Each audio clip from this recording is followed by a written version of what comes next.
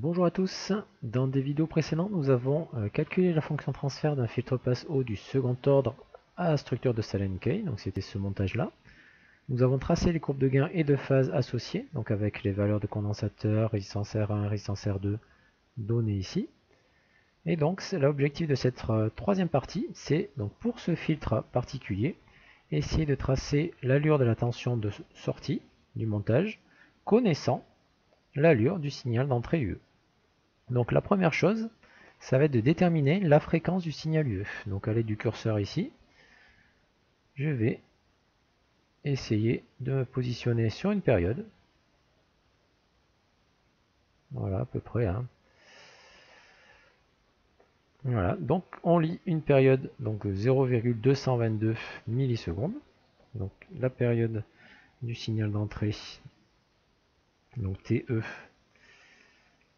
va être égale à 0,222 millisecondes. Donc ce qui fait une fréquence donc, du signal UE d'entrée qui est égal à 1 sur TE. Et donc si on fait le calcul, nous allons trouver 4500 Hz. Voilà, donc ça c'est une première information. Donc comme la fréquence du signal d'entrée est de 4500 Hz, obligatoirement, à partir du moment où l'amplificateur opérationnel fonctionne en régime linéaire, si UE a une fréquence de 4500 Hz, là le signal US de T sera aussi sinusoïdal et de fréquence 4500 Hz. Donc nous allons pouvoir en déduire que la fréquence du signal US de T, donc que j'appelle Fs, est égale à 4500 Hz. Voilà, donc première information très importante pour pouvoir tracer l'allure de US de T. Donc je vais le noter ici, donc fréquence de US en Hz 4500. Et donc maintenant, connaissant cette fréquence, donc nous allons pouvoir regarder sur la courbe de gain et la courbe de phase, donc essayer d'avoir les informations qui vont nous permettre de déterminer l'amplitude de US de T et la phase de US de T. Donc si je me positionne au niveau de la courbe de gain à la fréquence de 4500 Hz, donc à l'aide du curseur, je vais ici aller voir le gain correspondant. Bon, c'est pas forcément très facile, à peu près, voilà.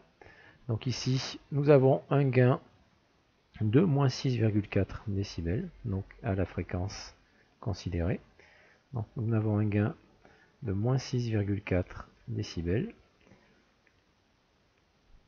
sachant que la définition du gain, c'est 20 fois log donc de US efficace ou max sur UE, donc efficace ou max. Donc soit on fait le rapport des valeurs efficaces, soit on fait le rapport des valeurs maximales. Voilà. Donc,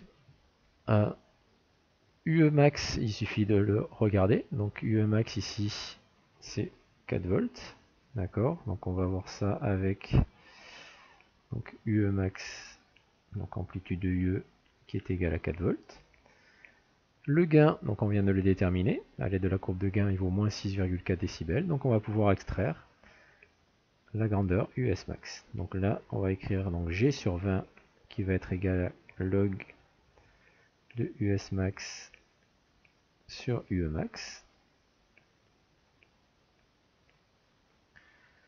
Et donc si on utilisait la fonction inverse du log, donc 10 puissance x, donc 10 puissance de G sur 20, va être égal donc à 10 puissance de log de US max sur UE max, c'est-à-dire US max sur UE max. Voilà, et donc ça va nous permettre de déterminer la valeur de l'amplitude du signal de sortie US,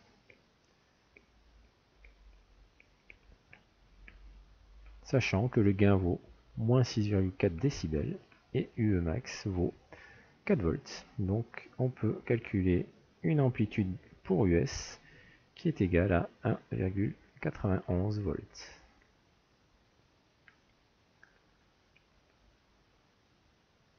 Voilà, donc ça, on se sert de la courbe de gain pour faire ce calcul-là. Donc au niveau de l'amplitude, 1,91 volts.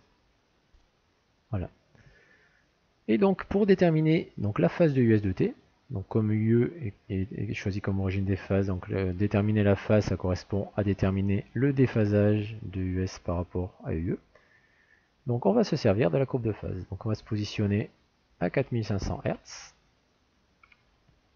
Et on va regarder avec le curseur, on va regarder quelle est la phase qui correspond à cette fréquence. Donc on a un déphasage de 152 degrés. Donc au final, ici, à la fréquence considérée, nous avons phi. Donc phi par définition, c'est le déphasage de US par rapport à UE. Et donc, nous mesurons graphiquement 152 degrés. Donc UE, la phase de UE est égale à 0, puisque UE est choisi comme origine des phases. Et donc la phase de US de t est égale à 152 degrés.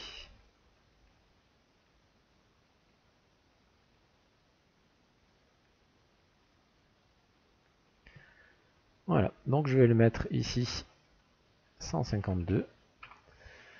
Et voilà, donc nous avons l'allure du signal US de t qui est tracée lorsque nous avons un signal UE qui a une fréquence de 4500 Hz d'amplitude 4 volts.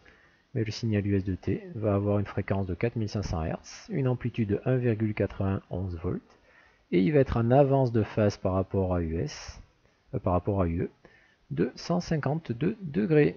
Voilà. Merci de m'avoir écouté et à très bientôt pour une nouvelle vidéo.